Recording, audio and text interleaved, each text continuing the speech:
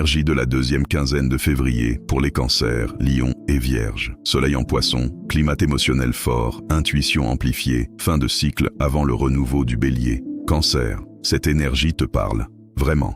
Expansion, croyance, vision de vie, voyage et apprentissage. Tu peux ressentir un appel intérieur, comme si quelque chose voulait s'élargir en toi. Cette quinzaine peut t'amener une réflexion profonde sur ta direction, une envie de formation, un projet à l'étranger ou, à distance, un changement de perspective radical. Mais attention, ce n'est pas le moment de tout quitter sur un coup d'émotion. C'est le moment de comprendre ce qui t'inspire vraiment. Si tu te sens plus sensible que d'habitude, c'est normal. Ton intuition est extrêmement précise en ce moment. Note tes rêves, observe les synchronicités. Fin février t'aide à comprendre où tu veux aller, pas seulement où tu es.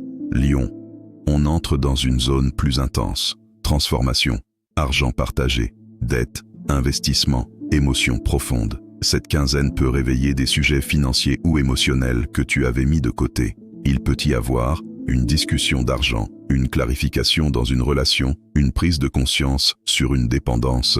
C'est une période puissante pour couper les attachements toxiques. Mais elle peut aussi te rendre plus vulnérable. Et pour toi, montrer ta vulnérabilité n'est pas toujours simple. Pourtant, c'est exactement là que se trouve ta force en ce moment. Si quelque chose s'effondre, c'est pour te libérer.